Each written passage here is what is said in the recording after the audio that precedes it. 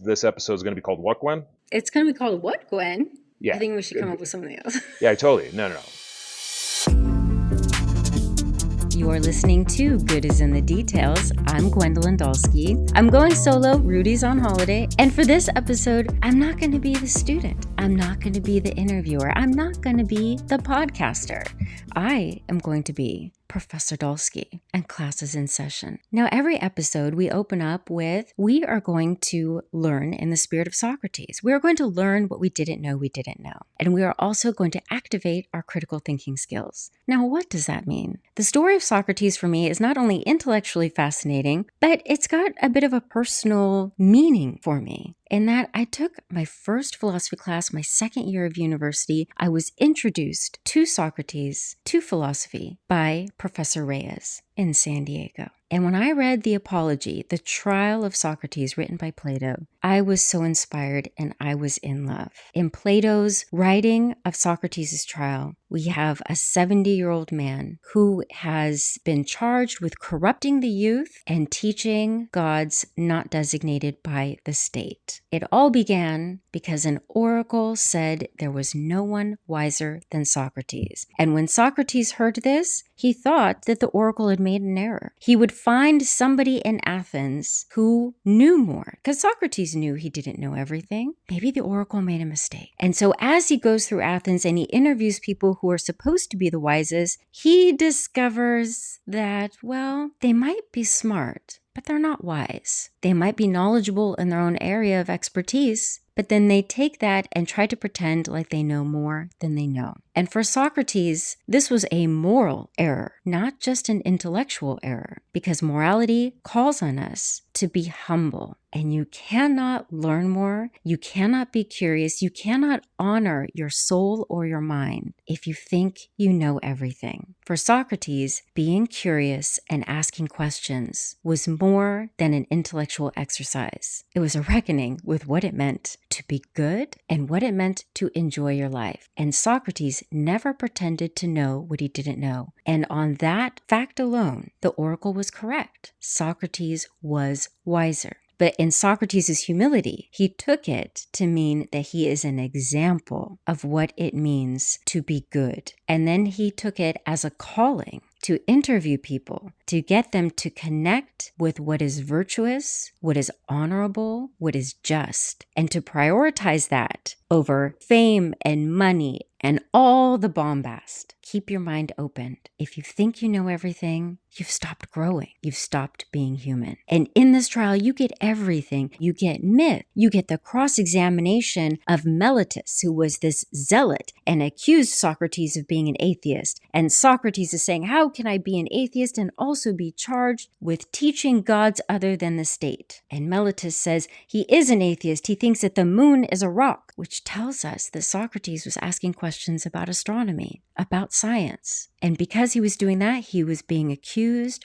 of being immoral. We have stuff like that today and all throughout history. And Socrates even said to the jury, you might be wondering, are you not ashamed of the way you've been behaving, Socrates? For this now may cost you your life. And Socrates responded that any man of any worth thinks about what is right and wrong, what is just and what is good before he acts. But a man of little worth thinks about his body, thinks about fear. So no, Socrates did not regret his actions. And if you think about any person, either in history or in your own life, who you would define as good that you look up to, chances are they follow that same metric. They put right above everything else. That is what guided their actions. We think about this with the firefighters on September 11th. We think that about Malala Yousafzai, who got on a bus to continue her education, and she was attacked. We think about this with Martin Luther King. We think about this with John Lewis. We might even think about this with teachers in our own life who took the time to take care of us, to nurture us, even if it meant they got home a little bit late or they stayed up a little bit longer grading their papers. And so what we learn from Socrates is that wisdom is not a matter of all the information you know. It's not the collection of degrees. It's not winning an argument. Real wisdom is when you understand the parameters of your knowledge. And you can only understand the parameters of the knowledge by the more that you know. And when you understand those parameters, then you know where to go next for more. And it is joyful. It's what makes life good. The soul, the mind expands, but the body is static. Fame is dependent on others. Wisdom is when you grow, but it can only happen if you're curious, and you can only be curious if you're humble. And so we have the study of philosophy, and philosophy means love of wisdom. In fact, if in any of your studies you continue and go to grad school and you earn a PhD, PhD stands for philosophy doctorate. You have continued to be curious and inquisitive. So if you have a PhD in history, in biology, you are part of the lovers of wisdom. And now, when it comes to critical thinking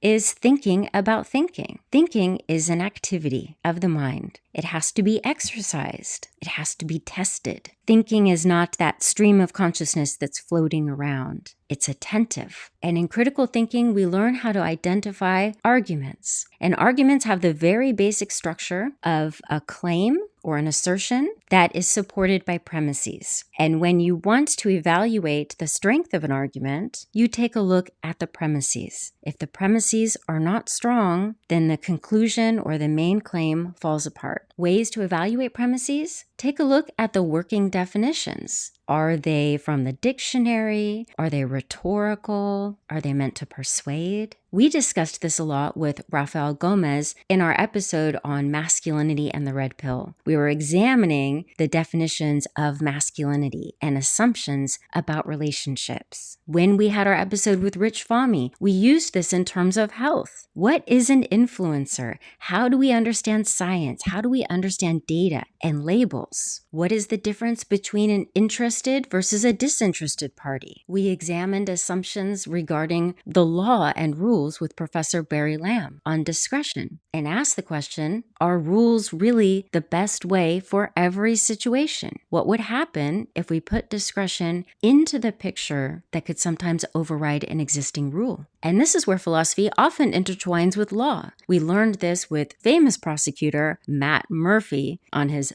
Book of Murder. Oh my gosh, one of my best nonfiction reads. With Matt Murphy, we learned what is justice. What does it mean to go after somebody who has caused harm? What does that mean for the victims? Is there an appropriate way to approach punishment? We also talked about this with Professor Greg Caruso, who's also featured in Philosophy Unplugged, which you can get on Amazon. Dr. Caruso talked about the area of philosophy of mind that is on determinism. What are the causal factors for your actions? And if we can start to isolate those and understand those, that will influence and inform our understanding of law and punishment. One of our top episodes this past year was on myth and existentialism. Now, where does critical thinking and logic fit into that? Philosophers since Plato have appealed to fiction and myth in their arguments. We even find it in Spinoza. I studied it in existentialism, the work of Simone de Beauvoir, of Camus, Sartre, and in our moral literature, our religious literature, myth is invoked, which tells us that sometimes just appealing to our logic is not going to be sufficient. It is necessary, but storytelling and myth and the arts light up our capacity for thinking in a way that increases our capacity to relate to others and to enjoy a fruitful society. Now, in critical thinking, there are some fallacies. Let's talk about a couple of big ones. The biggest one that I see all the time is called the straw man. And I want you to pay attention to this because you might see it or might be guilty of it. And the reason why it's not all that easy to spot anymore is because of the deluge of social media and our algorithms and our bubbles. I can't tell you how important it is to read outside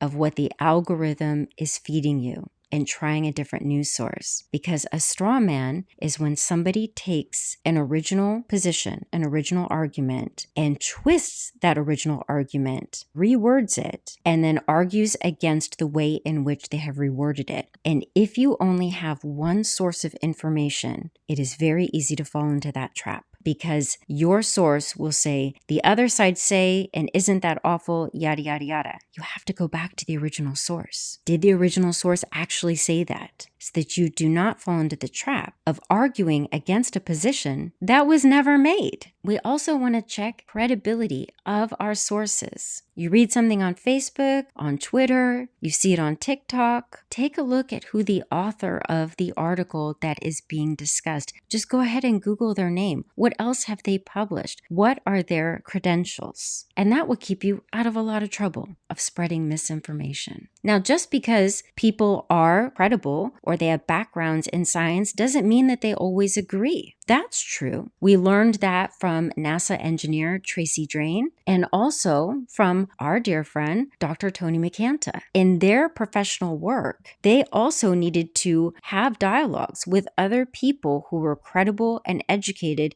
to figure out the right path forward in situations with engineering and in situations with cardiovascular health and surgery. A credible and wise person knows when to listen, knows that they might be missing a step that somebody else can inform them. This is the wisdom we learn from Socrates. You can be highly educated and still learn something new. And in critical thinking, that's the other thing we do. We challenge our assumptions. We challenge our biases. In our discussion about ghosts and the paranormal, we have to keep our biases in check, especially if you belong to an organized religion and then you look at what other people do in their religion or in the paranormal and spirituality and think, that's silly, that's crazy. That's a bias. Chances are you might hold a belief that to somebody else seems a little bit strange. And in the podcast, we've also called on some psychologists. What is the relationship between psychology and philosophy? They share a history. They share a common foundation. Even from Plato, he had this question about the soul and how does it work? People were wondering, what is the mind? We learned this from Descartes. I think, therefore I am. The mind-body problem. If you have a physical body and a non-physical mind, how do they interact? How does that work? Where is the location? And philosophers were asking these questions. How is it that I make decisions? And then you have the birth of psychology. And psychology starts to do the practices of the research, the data. They start answering the questions philosophy raised, and then they come up with even more questions. The life of the mind is important for both fields of discipline. And that's why I love talking to people in psychology. We've discussed a bit about technology and AI in particular. We're going to do a lot more of that in 2026. Now, what does that have to do with philosophy? Well, philosophy and critical thinking force us to question, what does it mean to be human? What does it mean to be in a society? What does it mean to have good laws, a good governing? What does it mean to be a friend? What tools do we create that then impact the way we go about being human? Are we in charge of the tools,